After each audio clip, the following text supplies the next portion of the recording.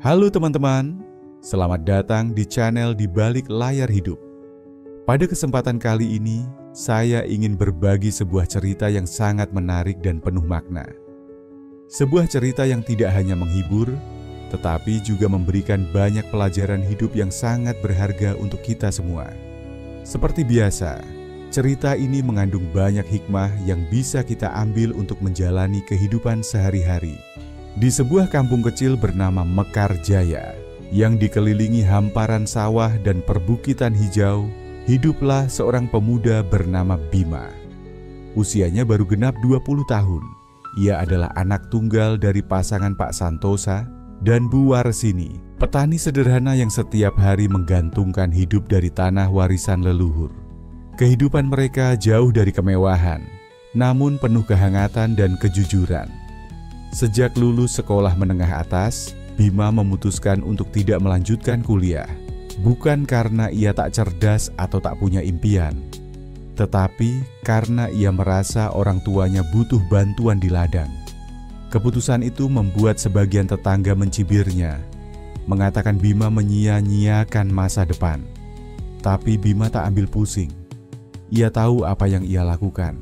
Setiap pagi ia bangun lebih awal, membantu bapaknya mencangkul tanah, memupuk, menanam, dan memanen. Sore hari ia biasanya duduk di serambi rumah sambil menikmati teh buatan ibunya. Suatu sore, ketika matahari mulai merunduk di balik bukit, Bima sedang mengangkut hasil panen ke rumah. Di tengah jalan kampung, ia melihat sebuah mobil mewah berhenti di depan rumah Pak Kepala Desa. Dari dalamnya turun seorang gadis muda berkerudung dengan raut wajah cantik dan aura kota yang mencolok. Bima tertegun. Gadis itu adalah Kirana, anak Pak Kepala Desa yang pulang dari kuliahnya di kota. Sudah lama ia tak melihat Kirana. Terakhir kali Kirana hadir di kampung adalah saat libur semester 2 tahun lalu. Sejak pandangan itu, hati Bima tak tenang. Wajah Kirana muncul dalam pikirannya setiap malam. Bukan karena rupa saja, tapi karena ketegasannya, caranya menyapa orang tua di kampung, dan bagaimana ia berbicara dengan sopan. Bima tahu perasaannya mulai tumbuh. Ia mencoba menahannya, menyadari bahwa jarak sosial di antara mereka begitu lebar. Namun semakin ia menahan, semakin dalam rasa itu mengakar. Suatu malam saat makan malam bersama orang tuanya, Bima akhirnya berkata lirih, "Pak, Bu, Bima suka sama Kirana anak Pak Kepala Desa." Suasana meja makan seketika hening. Sendok di tangan Bu Warsini berhenti di tengah jalan. Pak Santosa memandang anaknya dengan mata terbelalak. Bima menunduk, menanti reaksi yang pasti akan membuat hatinya ciut. "Bima, kamu sadar siapa kamu?" tanya Pak Santosa pelan namun tegas. "Kamu cuma anak petani? Jangan bermimpi terlalu tinggi." "Tapi Pak, Bu, Bima enggak minta banyak. Bima cuma ingin mencoba. Kalau memang tidak diterima, setidaknya Bima sudah jujur dengan perasaan ini." Bu Warsini menggeleng, wajahnya cemas. "Nak, bukan kami tidak mendukung, tapi kamu tahu sendiri bagaimana keluarga Pak Kepala Desa. Mereka kaya, terpandang. Mereka akan merasa terhina jika anak kita ini datang melamar." Bima tetap kukuh. Ia tidak ingin terus bersembunyi dalam ketakutan. Ia percaya, jika niatnya baik dan sopan, tidak ada salahnya mencoba. Setelah diskusi panjang yang melelahkan, akhirnya Pak Santosa dan Bu Warsini setuju dengan berat hati. 3 hari kemudian, mereka mempersiapkan diri. Dengan pakaian terbaik mereka yang tetap sederhana, mereka berjalan menuju rumah Pak Kepala Desa. Langkah mereka pelan, namun pasti membawa harapan sekaligus keraguan. Di depan rumah besar bercat putih itu, Bima menggenggam lututnya yang gemetar. Ia menarik napas panjang. Di dalam rumah itu, masa depannya akan ditentukan. Namun ia belum tahu bahwa yang menantinya bukan hanya penolakan, tapi juga penghinaan yang akan membekas dalam ingatannya seumur hidup. Rumah Pak Kepala Desa berdiri megah di tengah kampung. berbeda jauh dari rumah-rumah warga lainnya. Dindingnya bersih mengilap, halaman luasnya dipenuhi bunga impor, dan ada mobil mewah terparkir di garasi yang berjajar rapi. Saat Bima dan kedua orang tuanya tiba di depan pintu, hati mereka terasa berat, tapi mereka tetap berdiri tegak, membawa niat baik yang mereka yakini suci. Tak lama, pintu dibuka oleh seorang pembantu. Mereka disambut dan dipersilakan duduk di ruang tamu. Pak Kepala Desa pun keluar dari ruang dalam, disusul Kirana dan istrinya, Bu Lastri. Semuanya tampak rapi dan wangi. Suasana terasa canggung, namun Pak Kepala Desa mencoba ramah dengan senyum tipis. "Silakan duduk, Pak Santosa, Bu Warsini. Ada perlu apa ya datang rame-rame begini?" Pak Santosa menatap putranya sejenak. Bima mengangguk pelan, memberi isyarat. Dengan suara pelan namun mantap, Pak Santosa pun membuka pembicaraan. "Kami datang ke sini membawa maksud baik. Pak Kepala Desa, anak kami, Bima, ingin melamar Kirana jika Allah mengizinkan. Kami sadar siapa kami, tapi niat kami tulus." Ruangan yang tadinya tenang langsung berubah dingin. Wajah Bu Lastri yang semula tersenyum mulai menegang. Matanya menyipit menatap keluarga Bima seperti melihat sesuatu yang menjijikan. "Lamar Kirana," suara Bu Lastri meninggi. "Anak petani ingin melamar anak kepala desa. Ini rumah, bukan pasar. Jangan seenaknya membawa niat tanpa tahu diri." Pak Santosa langsung menunduk. Wajahnya merah menahan malu. Bu Warsini meremas tangan suaminya. Sementara Bima hanya menatap lantai, tak bisa berkata apa-apa. Kirana pun ikut bicara dengan nada yang jauh dari sopan. Kata-kata itu seperti cambuk yang menghantam wajah Bima dan keluarganya. Lidah Bima keluh. Ia tak pernah menyangka Kirana yang terlihat lembut itu menyimpan hati setajam belati. Bu Lastri berdiri dan menunjuk ke arah pintu. "Silakan pulang.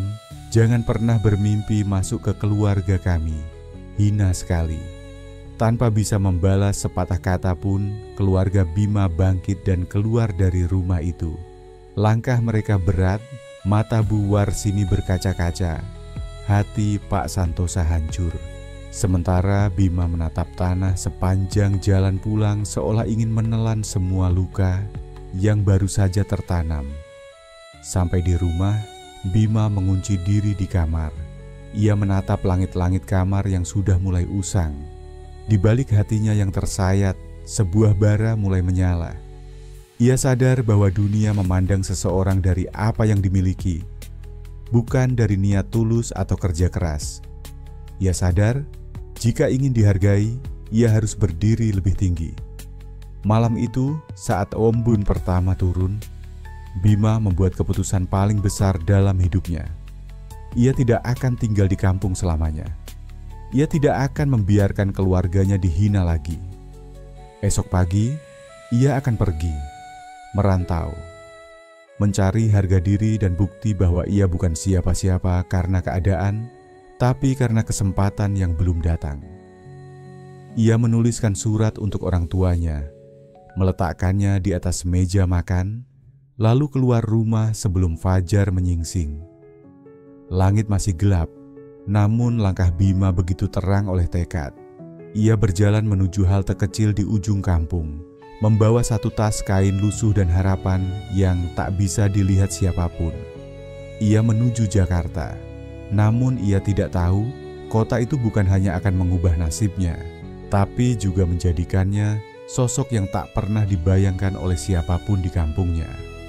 Jakarta menyambut Bima dengan hiruk-pikuk dan udara yang terasa jauh lebih panas dari kampungnya. Gedung-gedung tinggi seolah menatap sinis pada pemuda berkaus lusuh yang melangkah perlahan keluar dari terminal. Wajahnya tampak lelah, namun matanya memancarkan keyakinan yang belum pernah padam. Ia datang bukan untuk jalan-jalan, tapi untuk membalikkan nasib. Dengan hanya bermodal uang hasil jual kambing kecil peninggalan kakeknya, Bima harus segera mencari tempat tinggal dan pekerjaan. Beberapa hari pertama ia tidur di musala kecil di pinggiran pasar. Siang hari ia mencari pekerjaan, malamnya ia membersihkan musala sebagai ucapan terima kasih karena diizinkan tidur di sana. Setelah hampir seminggu hidup tanpa arah, Bima akhirnya diterima sebagai penjaga parkir di sebuah rumah makan sederhana. Gajinya tak seberapa, tapi ia sangat bersyukur. Ia mulai menyisihkan sedikit demi sedikit uangnya, mencatat semua pengeluaran, dan menghindari jajan yang tidak perlu. Di sela kesibukannya, Bima selalu menyempatkan diri membaca buku bekas yang ia beli murah dari pasar loak. Buku-buku tentang bisnis kecil, pengelolaan uang, hingga kisah pengusaha sukses menjadi teman akrabnya. Setiap lembar yang ia baca terasa seperti bahan bakar bagi mimpinya. Beberapa bulan berlalu, Bima mulai dipercaya oleh pemilik rumah makan, Pak Dharma. Melihat kejujurannya, Pak Dharma mengangkat Bima menjadi asisten kasir. Tugasnya mencatat pemasukan harian dan membantu belanja keperluan dapur. Dari situ, Bima belajar lebih banyak tentang bagaimana bisnis dijalankan dari balik layar. Setiap malam setelah semua selesai, ia menuliskan catatan harian tentang apa yang dipelajarinya. Ia tahu dirinya sedang mempersiapkan sesuatu. Bukan untuk sekarang, tapi untuk masa depan yang akan datang. Sampai akhirnya, suatu hari, rumah makan tempat ia bekerja terlibat dalam konflik keluarga pemiliknya. Anak Pak Dharma ingin menjual warung itu dan pindah ke luar negeri. Pak Dharma yang sudah tua pun memutuskan untuk menutup usaha dan memberikan tawaran kepada Bima. "Bima, kalau kamu mau, ambillah barang-barang ini. Warung kecil ini sudah berjasa padaku. Aku percaya padamu." Bima terdiam. Ia tak punya uang untuk membeli warung itu. Namun ia tak menyerah. Dalam waktu 2 minggu, ia menghubungi seorang teman baru yang dikenalnya di masjid, Mas Chandra, seorang pengusaha kecil bidang logistik. Bima mengajaknya bekerja sama. Ia mengusulkan sistem bagi hasil dan pengelolaan transparan. Tak disangka, Mas Chandra setuju. Dengan modal dari Mas Chandra dan tenaga dari Bima, warung itu pun hidup kembali. Tapi Bima tidak berhenti di situ. Ia mengembangkan menu, memperluas area makan, dan mulai membuka jasa pesan antar. Ia memanfaatkan media sosial untuk promosi, membuat video pendek tentang proses memasak yang jujur dan menggugah selera. Dalam waktu setahun, rumah makan itu ramai bukan main. Uang mulai mengalir. Bima tak lagi tinggal di musala. Ia menyewa kontrakan kecil tapi bersih. Ia tetap sederhana. Tak pernah melupakan ladang yang dulu ia cangkul, juga hinaan yang pernah ia terima. Bisnis rumah makan hanya permulaan. Setelah 2 tahun, Bima membuka cabang kedua, lalu ketiga. Ia lalu membeli lahan kecil di pinggir kota dan memulai usaha rental mobil dengan menyewa 2 unit pertama dari seorang kenalan. Di saat orang lain mulai mengenal nama-nama besar, Bima membangun nama sendiri dengan diam-diam. Ia jarang pulang ke kampung, bukan karena lupa, tapi karena ingin kembali dengan kepala tegak. Ia ingin saat pulang nanti, tak ada lagi yang mengusirnya. Tak ada lagi yang memandang rendah orang tuanya. Namun perjalanan itu belum selesai. Di balik semua keberhasilan kecilnya, Bima menyimpan sebuah rencana besar yang akan mengubah seluruh hidupnya dan seluruh kampung yang pernah menyakitinya. 4 tahun berlalu sejak pertama kali Bima menginjakkan kaki di Jakarta.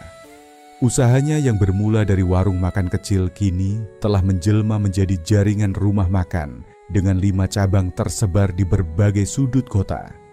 Tak hanya itu, bisnis rental mobil yang dulu hanya 2 unit kini telah berkembang menjadi puluhan mobil dari berbagai tipe, mulai dari city car hingga mobil premium. Namun pencapaian Bima tak berhenti sampai di situ. Ia mulai melirik sektor lain dan pom bensin menjadi tujuannya berikutnya. Dengan modal yang cukup besar dari hasil gabungan ketiga usahanya, ia membeli satu lahan strategis di pinggir jalan utama. Dengan proses yang tak mudah dan banyak kendala birokrasi, Bima akhirnya berhasil membuka pom bensin pertamanya. Dalam waktu 2 tahun, ia sudah memiliki 3 cabang pom bensin yang dikelola secara profesional. Semua itu Bima lakukan dengan penuh kerendahan hati. Ia tak pernah muncul di media sosial dengan gaya hidup glamour. Bahkan banyak orang tak tahu siapa pemilik semua bisnis itu. Ia memilih berada di balik layar, mengatur strategi, dan memberikan kepercayaan kepada para manajernya yang ia rekrut dan latih sendiri. Di usianya yang ke-30, Bima akhirnya mencapai titik yang tak pernah ia bayangkan. Ia membeli sebuah hotel kecil yang semula sepi, lalu mengubah konsepnya dengan menyatukan layanan restoran dan rental mobil miliknya sebagai bagian dari fasilitas hotel. Dalam waktu 6 bulan, hotel itu menjadi rujukan wisatawan dan pelancong bisnis yang butuh paket lengkap. Meski semua berjalan mulus di permukaan, hati Bima sesekali masih teringat pada kejadian 10 tahun lalu. Bukan karena dendam, tapi karena ia belum sempat memberitahu orang tuanya bahwa anak mereka kini bukan lagi pemuda miskin yang hanya bisa membawa cangkul ke ladang. Ia ingin pulang, tapi bukan dengan pengumuman. Ia ingin pulang seperti dulu, dengan langkah tenang dan pakaian sederhana. Ia ingin melihat siapa yang benar-benar tulus dan siapa yang hanya melihat dari penampilan luar. Pagi itu, dengan jaket lusuh, topi caping, dan tas kain kecil di punggung, Bima memutuskan pulang. Ia menolak dikawal sopir, tak membawa mobil mewah, dan memilih naik bus umum ke kampung halamannya. Tak seorang pun tahu bahwa pria yang duduk di pojok belakang bus itu adalah pemilik hotel dan jaringan bisnis bernilai miliaran rupiah. Saat bus tiba di terminal kampung, Bima melangkah perlahan, menyusuri jalanan yang dulu ia tinggalkan dengan hati hancur. Ia melihat banyak wajah familiar, rumah-rumah yang masih berdiri sama, dan sawah yang kini mulai menguning. Namun langkahnya terhenti saat melewati pasar kampung. Di sana ia melihat 2 sosok yang tak mungkin ia lupakan. Kirana dan ibunya, Bu Lastri, sedang berbelanja. Wajah mereka tak banyak berubah, hanya lebih menua dan terlihat lebih lelah. Bima mencoba berjalan cepat, namun Kirana tiba-tiba menyapanya, matanya menyipit melihat penampilan lusuh Bima. Bima ya? Astaga, kamu pulang juga rupanya? Dari Jakarta? Wah, kamu masih kayak dulu ya, gaya enggak berubah. Bu Lastri ikut tertawa kecil. Masih miskin juga ya, dulu mimpi nikahin anak kepala desa, sekarang balik lagi jadi orang kampung. Kirana dengan angkuhnya berkata, kebetulan aku udah nikah sekarang. Suamiku itu manajer pom bensin, gajinya besar, rumah di kota. Mobil ada 2, beda kelas lah. Bima hanya tersenyum. Senang dengarnya. Semoga langgeng ya Kirana. Tanpa menoleh lagi, Bima melanjutkan langkahnya. Tak ada amarah, tak ada balasan. Ia tahu waktunya belum tiba. Ia belum ingin mengungkap siapa dirinya. Biarlah mereka tetap mengira ia tak berubah. Karena saat kejutan itu datang, luka lama akan menjadi pelajaran paling pahit bagi mereka yang pernah menghina. Bima sampai di rumah, mengetuk pelan pintu yang pernah ia tinggalkan dengan air mata. Tak lama, pintu dibuka. Bu Warsini berdiri di sana, tertegun beberapa detik sebelum akhirnya memeluk anak semata wayangnya. Tangis pecah di antara pelukan. Pak Santosa pun keluar dari dapur. Matanya membesar melihat sosok anak laki-lakinya telah kembali. Mereka belum tahu siapa Bima sekarang, tapi senyum tulus itu sudah cukup mengobati rindu yang tak pernah terucap. Bima telah kembali ke tempat di mana semuanya bermula, namun dengan takdir yang kini sudah jauh berbeda. Hari-hari Bima di kampung kembali berjalan seperti dulu, namun dengan hati yang jauh lebih tenang. Ia membantu ayahnya di ladang, membersihkan halaman, dan bercengkerama dengan ibunya di dapur. Tak sedikit warga yang kaget melihat Bima kembali, apalagi penampilannya yang tetap sederhana seperti 10 tahun lalu. "Masih belum sukses ya Bima?" tanya salah satu tetangga saat mereka bertemu di warung. Bima hanya tersenyum. "Rezeki masing-masing Bu, yang penting sehat." Ia tahu betul penilaian orang masih berdasarkan pakaian dan sepatu yang dikenakan. Namun, Bima sudah tidak lagi hidup untuk membuktikan apapun kepada mereka. Kini ia ingin menemukan satu hal yang lebih penting, cinta yang menerima dirinya bukan karena harta, tapi karena hati. Suatu sore saat membantu Pak Santosa menyemprot hama di sawah, Bima melihat seorang perempuan muda berjalan membawa rantang. Wajahnya teduh, rambutnya dikepang sederhana, dan langkahnya ringan seperti angin sore. Perempuan itu menunduk sopan saat melewati Bima dan ayahnya. "Itu Dewi," bisik Pak Santosa. "Anaknya Pak Jaya, petani juga. Anaknya baik, mandiri, ibunya sudah lama meninggal. Dia yang urus adik-adiknya." Bima hanya mengangguk. Tapi dalam hatinya, rasa penasaran mulai tumbuh. Bukan karena cantik, tapi karena aura tulus yang terpancar dari mata perempuan itu. Malamnya, Bima diam-diam bertanya kepada ibunya, "Bu, Dewi itu tinggal di mana?" Bu Warsini mengerling penuh curiga. "Loh, kamu suka ya?" "Nggak tahu Bu, kayaknya ya beda aja." Beberapa hari kemudian, takdir mempertemukan mereka kembali di warung kecil milik Bu Marni. Bima hendak membeli gula, sementara Dewi sedang antre membeli beras. "Mas Bima ya?" sapa Dewi sambil tersenyum. "Iya, kamu Dewi kan?" "Iya, bapakmu cerita kamu baru pulang dari kota." Obrolan mereka sederhana tentang harga pupuk, cuaca yang tak menentu, dan sayur di ladang yang mulai layu. Namun dari situ, Bima merasa ada yang istimewa. Dewi tidak menanyakan soal pekerjaan, tidak menyinggung soal uang, bahkan tak terlihat risih berbicara dengan pria berkaus lusuh dan celana yang mulai pudar warnanya. Hari demi hari, pertemuan kecil itu berulang, kadang saat mengambil air di sumur umum, kadang saat salat di musalah kampung, dan semakin sering mereka berbincang, semakin Bima yakin bahwa perempuan ini berbeda dari Kirana. Suatu malam, Bima duduk di teras rumah bersama kedua orang tuanya. Ia menatap bintang dan berkata pelan, "Pak Bu, Bima ingin melamar Dewi." Bu Warsini tersentak. "Sudah yakin?" "Iya." Dia sederhana, tapi jujur. Keluarganya baik, dan dia tidak peduli Bima pulang dari kota dengan apa. Pak Santosa tersenyum bangga. "Kalau memang niatmu sungguh, kami ikut saja. Tapi kamu masih belum bilang ke kami, kamu kerja apa di Jakarta selama ini?" "Nak." Bima hanya tertawa pelan. "Nanti juga tahu Pak, sekarang belum waktunya."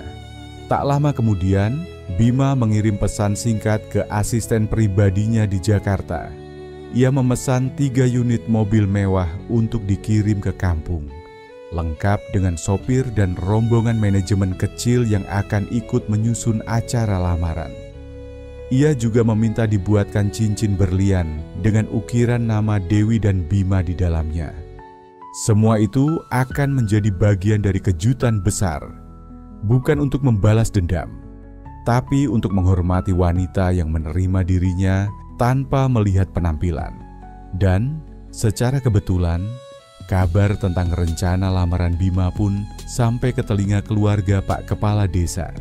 Kirana, yang kebetulan sedang mengantar adiknya ke rumah neneknya, mendengar dari tetangga bahwa Bima akan melamar anak petani. Ia tertawa mengejek saat mendengarnya. "Masih juga cari yang setara ya? Enggak kapok dihina orang kaya." Bu Lastri menambahkan dengan nada sinis. "Kalau memang masih miskin, ya cocoknya memang sama yang selevel. Sama-sama petani, biar enggak saling kecewa." Namun mereka belum tahu, lamaran itu akan menjadi tamparan terbesar dalam hidup mereka. Karena di balik senyuman Bima yang sederhana, tersimpan kekuatan yang mampu membalikkan pandangan seluruh kampung dalam satu hari. Hari yang dinanti pun tiba. Seisi kampung ramai membicarakan kabar bahwa Bima, anak Pak Santosa, akan melamar Dewi, anak petani yang tinggal di pinggir hutan bambu. Semua orang penasaran. Beberapa bahkan masih tak percaya, menganggap bahwa lamaran itu pasti berlangsung sederhana, seperti kebanyakan keluarga petani lainnya. Namun sejak pagi, ada pemandangan tak biasa di jalan utama kampung. 3 mobil mewah melaju pelan masuk ke kampung, diikuti oleh 2 mobil van berisi rombongan yang berpakaian rapi. Sopir-sopir berpakaian hitam berdiri tegak membuka pintu.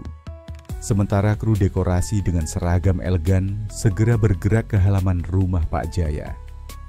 Warga kampung keluar dari rumah mereka, berdiri di pinggir jalan, mengintip dari balik pagar, mencoba memahami apa yang sedang terjadi. Siapa yang nikah? Kok rombongannya kayak orang kota semua? Tanya seorang nenek. Itu, katanya Bima, anak Pak Santosa. Jawab seorang pemuda dengan mata terbelalak. Di rumah Dewi, suasana menjadi canggung. Keluarga kecil itu tidak menyangka bahwa rombongan yang datang akan seperti tamu dari istana. Dewi yang semula hanya memakai kebaya sederhana mendadak gugup. Ia melihat dari balik tirai jendela dan tak bisa berkata-kata melihat bagaimana deretan mobil mewah berjejer rapi di halaman rumahnya yang sederhana. Bima keluar dari mobil terakhir, mengenakan jas sederhana tapi berkelas. Di tangannya ada kotak kecil berwarna marun. Ia melangkah tenang, menyalami warga sekitar, lalu menghampiri Pak Jaya dengan senyum hangat. "Pak, saya datang hari ini bukan hanya untuk melamar Dewi, tapi juga untuk menghormati keluarga yang telah membesarkan putri sebaik dia." Pak Jaya yang masih bingung mencoba tetap tenang. "Mas Bima, ini semua siapa mereka?" "Mereka tim saya, Pak. Saya bekerja di Jakarta. Alhamdulillah, Allah beri rezeki lebih. Sekarang saya punya beberapa usaha. Ini bagian dari niat baik saya." Dewi yang berdiri di balik pintu tak mampu menahan air mata. Ia tak menyangka bahwa pria yang selama ini ia kenal sebagai pemuda biasa ternyata adalah seorang pemilik bisnis besar. Tapi yang lebih membuatnya haru adalah kenyataan bahwa Bima tak pernah menyombongkan apapun. Ia tetap rendah hati, tetap menyapu halaman, tetap tertawa apa adanya, dan tetap menghormati kedua orang tuanya. Berita itu menyebar begitu cepat. Dalam hitungan jam, semua warga kampung tahu bahwa Bima bukan lagi pemuda miskin seperti dulu. Ia kini adalah pemilik hotel, restoran, SPBU, dan jaringan rental mobil. Bahkan, yang lebih mengejutkan adalah saat diketahui bahwa suami Kirana, manajer SPBU tempat ia bekerja, ternyata hanyalah salah satu bawahan Bima. Sore itu, saat acara lamaran dimulai, tampak kerumunan orang berkumpul di sekitar rumah Dewi. Di antara mereka, berdiri Kirana dan ibunya, Bu Lastri. Wajah mereka pucat. Tatapan Kirana tak lepas dari Bima yang duduk di pelaminan lamaran bersama Dewi, tampak gagah dan percaya diri. Ia menyesali semuanya. Namun, ia tak bisa memutar waktu. Dan yang membuat Kirana lebih terpukul adalah saat suaminya ditelepon dan diberitahu bahwa dirinya telah dipecat dari perusahaan karena kasus penggelapan dana yang telah lama diselidiki. Bu Lastri yang dulu mengusir Bima dengan hinaan pedas, kini hanya bisa berdiri lemas, memegang dada yang sesak karena amarah dan penyesalan yang menumpuk. Ia tak mampu berkata-kata melihat semua tamu undangan memberi selamat kepada keluarga Bima yang kini menjadi sorotan dan kebanggaan kampung. Bima tetap menunduk sopan saat Kirana menatapnya dari kejauhan. Ia tidak sombong, tidak membalas hinaan lama dengan ejekan baru. Tapi semua yang hadir tahu bahwa diam Bima adalah jawaban terbaik dari semua luka yang pernah ia telan. Malam itu, kampung kecil Mekarjaya tidak tidur. Lampu-lampu menyala terang, denting tawa dan doa berbaur di udara. Dan semua mata menyaksikan bagaimana seorang anak petani yang dulu dihina, kini berdiri sebagai pria paling terpandang di kampung. Namun badai belum benar-benar datang, karena kejatuhan keluarga Kirana baru saja dimulai. Setelah lamaran Bima dan Dewi menjadi sorotan kampung, suasana hati keluarga Kirana benar-benar terguncang. Bu Lastri mengurung diri di kamar selama 2 hari penuh. Ia tidak sanggup keluar rumah karena malu, karena dulu ia yang paling lantang menghina Bima di depan umum. Kini semua orang tahu, Bima bukan hanya sukses, tapi jauh lebih tinggi derajatnya daripada keluarga mereka yang hanya berpura-pura mapan.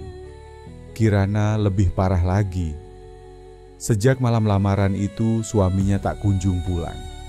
Ia menghilang tanpa kabar setelah menerima surat pemecatan resmi dari kantor pusat milik Bima. Surat itu singkat, namun menusuk. Dengan ini, saudara Adam diberhentikan dari jabatan manajer karena terbukti melakukan penggelapan dana dan manipulasi laporan keuangan. Nama Adam, suami Kirana, pun langsung masuk dalam daftar pencarian internal perusahaan. Bima tidak mengurus langsung, namun sistem perusahaan miliknya berjalan tegas dan profesional. Ia tidak membalas dendam, tapi ia juga tidak menoleransi kejahatan yang merugikan bisnis dan kepercayaan. Di rumah Pak Kepala Desa, ketegangan menumpuk. Sang Kepala Desa, Pak Harun, mencoba menyelamatkan wajah keluarganya, tapi rumor semakin luas. Ada warga yang berkata bahwa rumah mereka sebentar lagi akan disita karena suami Kirana ternyata memiliki utang besar yang tak sanggup dibayar. Dewi yang kini mulai banyak dikunjungi warga karena ingin mengenal calon istri bos besar, tetap rendah hati. Ia tetap membantu ibunya menjemur pakaian, menyapu halaman, dan menyiapkan makanan ternak. Saat orang-orang memujinya karena telah menerima Bima apa adanya, Dewi hanya tersenyum dan berkata, "Bima bukan siapa-siapa ketika saya menyukainya, dan saya tidak pernah niat menikahi kekayaan." Bima mendengar sendiri kata-kata itu ketika lewat di samping rumah tetangganya. Hatinya bergetar. Dalam diam, ia bersyukur kepada Allah karena telah mempertemukannya dengan seseorang yang tidak memperhitungkan jumlah rekening atau besar rumah, tapi yang melihat dirinya sebagai laki-laki biasa dengan cita-cita tinggi. Namun kehidupan keluarga Kirana terus terjun bebas. Bu Lastri mulai mengalami gangguan tidur. Ia tidak makan dengan baik dan tubuhnya semakin lemah dari hari ke hari. Suatu malam saat hendak mengambil air sendiri karena tak ada yang membantu, tubuhnya roboh di dapur. Ia terkena serangan stroke ringan dan harus dibawa ke puskesmas dengan tandu pinjaman dari tetangga. Saat berita itu sampai ke telinga Bima, ia tidak tertawa atau merasa puas. Ia justru mengutus salah satu tim medis dari Jakarta untuk memeriksa kondisi Bu Lastri secara diam-diam. Ia tidak ingin disebut munafik, tapi juga tidak ingin membiarkan manusia lain menderita karena kesombongan masa lalu. Sementara itu, Kirana berjuang sendiri merawat ibunya. Pak Harun, suaminya, telah meninggalkan rumah karena tak tahan dengan tekanan warga dan aib yang mencoreng nama keluarganya. Dan Adam, suaminya, kabur entah kemana. Polisi sudah menyebarkan foto dan datanya sebagai buronan kasus penipuan dan penggelapan dana perusahaan. Di tengah kejatuhan itu, Kirana mulai menyadari satu hal, bahwa ia telah salah memilih. Dulu ia menolak Bima karena hanya melihat kulit luarnya. Kini, Bima tidak hanya menjadi pria paling sukses di kampung, tapi juga pria yang mampu berdiri paling tenang saat dihina. Sementara dirinya, yang dulu menyombongkan gelar dan gaya hidup, kini hidup dalam penyesalan dan kehancuran. Namun semuanya sudah terlambat. Bima tak pernah menoleh ke belakang. Kisah Bima mengajarkan kita sebuah pelajaran berharga. Harga diri sejati tidak diukur dari harta benda, melainkan dari ketulusan hati dan kegigihan perjuangan. Penghinaan yang diterima Bima di awal cerita tidak menghancurkannya, justru menjadi cambuk yang memicu tekadnya untuk bangkit. Ia membuktikan bahwa meski berasal dari latar belakang sederhana, dengan kerja keras dan kejujuran, siapapun bisa meraih kesuksesan. Cerita ini juga menyoroti pentingnya memilih pasangan hidup berdasarkan kualitas diri, bukan status atau kekayaan. Kirana yang dulunya memandang rendah Bima karena kemiskinannya, akhirnya harus menanggung konsekuensi dari kesombongannya. Sementara itu, Bima menemukan kebahagiaan sejati dengan Dewi, seorang wanita sederhana yang mencintainya apa adanya, tanpa memandang harta atau jabatan. Pada akhirnya, Bima memilih pembalasan yang elegan, bukan dengan amarah atau kesombongan, melainkan dengan pencapaian dan kerendahan hati. Ia tidak membalas hinaan dengan ejekan, tetapi dengan membuktikan bahwa ia bisa menjadi pribadi yang jauh lebih bernilai. Kisah ini mengingatkan kita bahwa roda kehidupan terus berputar, dan mereka yang pernah meremehkan orang lain bisa jadi akan merasakan pahitnya penyesalan.